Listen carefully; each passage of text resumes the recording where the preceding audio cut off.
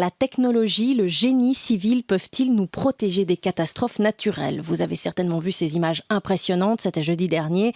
4 millions de mètres cubes de roches qui se détachent de la montagne près de Bondo dans les Grisons. En Suisse, une centaine de parois rocheuses sont sous haute surveillance. Lies Lalouis, bonjour. Bonjour. Vous connaissez très bien ce genre de risque puisque vous êtes professeur responsable du laboratoire de mécanique des sols. À Bondo, le village a été évacué à temps. La coulée de boue ralentit grâce à des travaux de protection. Le bilan aurait pu être beaucoup plus lourd sans ça. Indéniablement.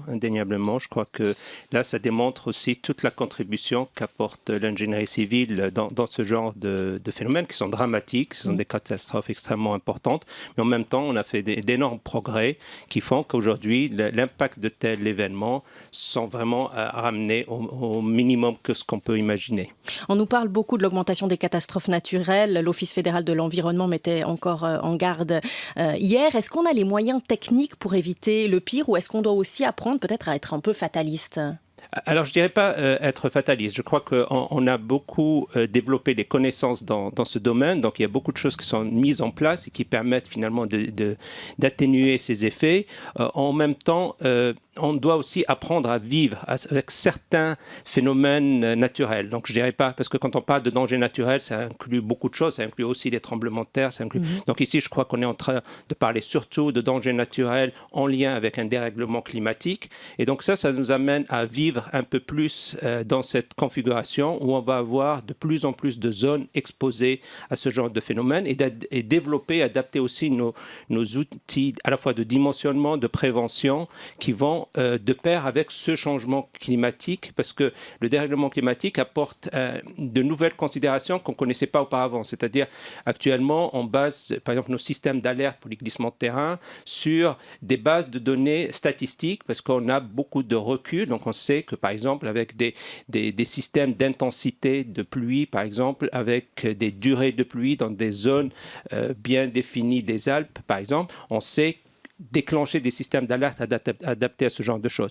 Avec le dérèglement climatique, on rentre dans des phases où les connaissances qu'on avait auparavant ne peuvent plus être appliquées pour valider des modèles, puisqu'on change de modèle d'input, donc de données météorologiques. Par exemple, sur les 100 prochaines années, on a aujourd'hui des prédictions d'évolution de la météorologie avec plus d'intensité, plus de périodes de sécheresse.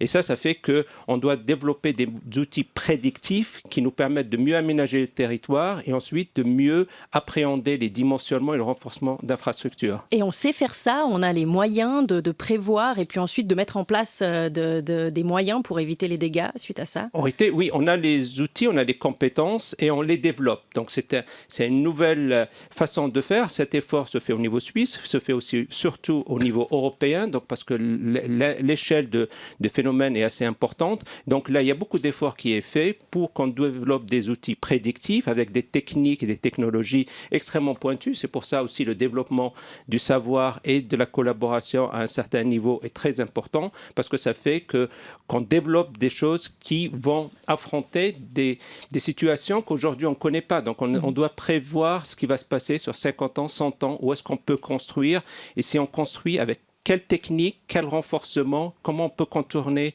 un tel événement ou comment on peut l'affronter. Et donc tout cela fait qu'on dispose effectivement aujourd'hui du moins des ressources humaines et technologiques pour affronter la chose. Par rapport à ces nouveaux risques, vous diriez que la Suisse est beaucoup exposée? Ah oui. Il est évident que la Suisse est un pays déjà par nature alpine, donc déjà exposé. Aujourd'hui, on a 7% des territoires suisses qui bougent en quelque sorte, qui sont dans des zones instables.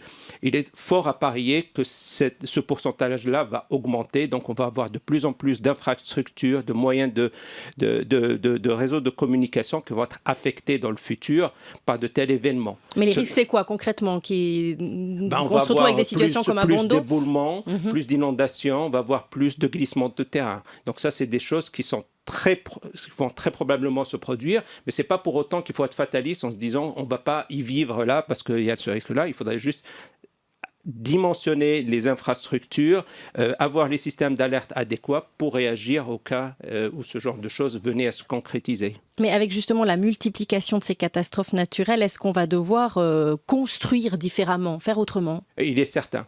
il est certain qu'on doit faire différemment, doit construire différemment, doit développer des technologies de renforcement des infrastructures déjà existantes différemment, des systèmes d'alerte qui seraient différents. Donc on doit s'adapter à cela. Et pour s'adapter à cela, il faut mieux comprendre les processus futurs. Donc, et comme je disais tout à l'heure, si aujourd'hui nos systèmes d'alerte et nos systèmes de dimensionnement sont basés sur des choses qui sont statistiques, parce qu'on a des données, on va passer à des systèmes plus prédictifs, avec des technologies qui combinent des technologies que j'appelle hybrides, par exemple que nous développons à l'EPFL, où on associe à la fois les connaissances qu'on appelle déterministes, c'est-à-dire les connaissances qu'on connaît bien d'un point de vue de la physique, avec des connaissances prédictives, par exemple en utilisant des systèmes de neurones, donc qui construire des systèmes qui permettent dans des conditions où le système n'a pas été entraîné, donc on ne connaissait pas, de dire qu'est-ce qui va se produire comme comportement dans une vallée donnée, par exemple. Eliès Laoui, je vous remercie pour toutes ces explications et d'être venu nous en faire part en studio. Merci à vous. Merci à vous.